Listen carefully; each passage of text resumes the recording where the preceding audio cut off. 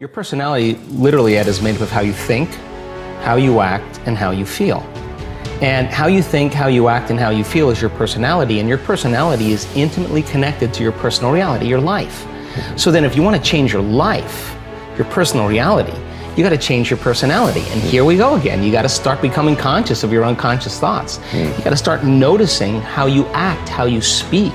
You got to pay attention to how you're feeling. Some people would live in guilt their whole entire life and don't even know it's guilt because at least it feels like them. So then when you start doing that, you begin to objectify your subjective self. So then when you begin to make small changes, back to thought, a new thought should lead to a new choice. A new choice should lead to a new behavior. A new behavior should create a new experience, and a new experience should create a new emotion. And that new emotion is teaching your body chemically to understand what your mind has intellectually understood. Now your body is embodying the truth, right? So then the new emotion should inspire new thoughts, and that's called evolution. So how do we get stuck? It's really simple.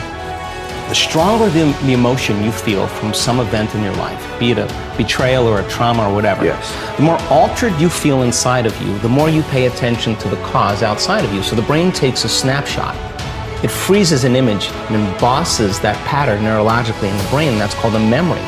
So we create long-term memories from strong emotional events, okay? So is that true? That I just want to understand. Maybe the larger the event in terms of its emotion to you, the stronger of a hold it has over you? Yeah, well, the more it's embossed in your biology. So certain people have a strong experience in their life, and it catches all of the brain's attention. So now they think neurologically within the circuits of the past experience, and they feel chemically within the boundaries of those emotions. And so how you think and how you feel creates a state of being. Now here's the problem, that if you don't know how to mediate or control your emotional reaction to that event, and you keep that refractory period of chemicals going on for extended periods of time, so that the event produces a chemical change, and the body needs to return back to homeostasis or balance. But if it can't, then the elongation of that emotional reaction for weeks, say, for days or weeks, is called a mood. So you say, Ed, what's wrong with you? I'm in a mood. Why are you in a mood? Well, this thing happened to me 5 days ago, and I'm having one long emotional reaction. So then what you do is you keep telling the story about it, keep firing and wiring the same circuits, and you keep conditioning the body into the past. So then you wake up in the morning, you look for the emotion. So then now, all of a sudden, you keep it lingering for weeks or months. That's called the temperament. Well, why is he so angry? I don't know. Let's ask him. Why are you so angry? Well, this thing happened to me 8 months ago. I'm having one long emotional reaction. I'm memorizing my emotions. You keep it going on for years on end. That's called a personality trait. So then a person then is memorizing themselves by living in the past. And so then you say to them, well, tell me the story. Now, the latest research on memory says that 50% of what we talk about in our past isn't even the truth. So we make stuff up about the past. In other words, people are reliving a life that they didn't even have just to reaffirm that they can't change, right? So then what's the significance of this? Where you place your attention is where you place your energy, period. So then the stronger the emotion that you have to some problem or condition or person in your life, the more you're paying attention to them. So they captured your attention. So you're giving your power away to that person, right? Because they're capturing your attention.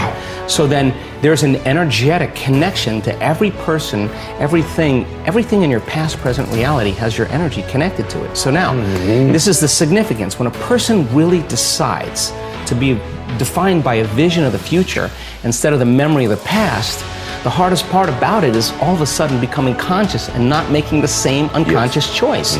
So then, if you lower the volume to your frustration, to your hatred, to your anger, if you truly knew how to do that, if you lowered the volume to that emotion, you would take your attention off that person, which means you would begin to break those energetic bonds, and now you're taking your power back.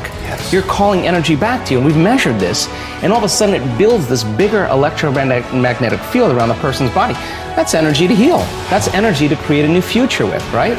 And then if you didn't want to lower the volume to the emotion, then just take your attention off the person. And every time you take your attention off the person, if you became conscious of that, you wouldn't feel the emotion. Now the body, though, has been addicted to that emotion because you're using that person to reaffirm your addiction to hatred or frustration. And if that person died, you'd find another one. So then here you go now. So Now you're in a position now where you begin to lower the volume to that emotion, and the body's going, wait a second, you've been doing this for the last 20 years, and all of a sudden you're just going to stop hating? And the body says, well, I've been conditioned this way, and conditioning is based on the past. So when the body feels the lack of that emotion, just like a drug addict, it says, hey, you're off schedule here. So now the body starts influencing the mind to think about experiences that are embossed in the brain that are based on that emotion. So the emotion now is causing you to think in the past. If we teach a person then how to trade that frustration or that hatred for an elevated emotion, and they'll say, yeah, but you know, it was my ex's fault, or I got betrayed by my partner in business. Yeah, we know that. Okay, so let's take your partner in business or take your ex. Let's duct tape him, put him in a cannon, and shoot him to the moon. Now what are you going to do? Sooner or later, you got to reckon with yourself and change, right? So then, teach a person then how to trade that emotion for an elevated emotion. Now, trade the emotion for an elevated emotion. Right. So you're going to give that up, and you're going to practice feeling gratitude as an example. Yes. The person says, well, I can't feel gratitude. And I say, absolutely you can, because you don't practice feeling it. You practice spending most of your time feeling hatred and frustration. So now it's going to take a little time to cause that heart of you to bloom, or your heart of yours to bloom. Once they're able to feel even the smallest measure of gratitude, where they start feeling appreciation, thankfulness, gratitude, it's emotional signature. When you get something, when you're receiving something, when something has happened to you, or when something is happening to you, you say thank you because you're receiving something. So the emotional signature of gratitude means the event has already happened, or it's happening to you.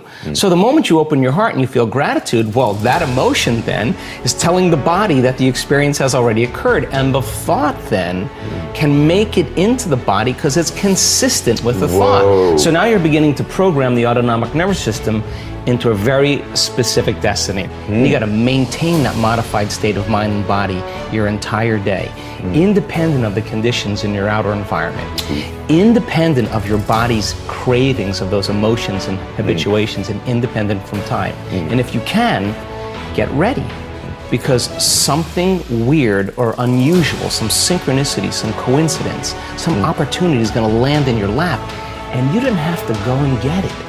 It came to you. Now you're the vortex of creation. So if you say to me, well, I was feeling gratitude, but then there was traffic, or my coworker sent me a nasty email, then I would say, oh my God, you mean you're allowing your environment, your outer environment, to control how you feel and think? You're back to the unconscious program that you're the victim to your life. You got it. But when you start producing those outcomes in your life, you're going to pay attention to what you did inside of you, and you're going to believe more that you're the creator of your life and less of the victim of your life. Empowering your wealth journey is our priority. Click on the recommended links in the description box to access the exclusive resources from my Am Wealthy channel. Your pursuit of prosperity begins with us. See you in the next video.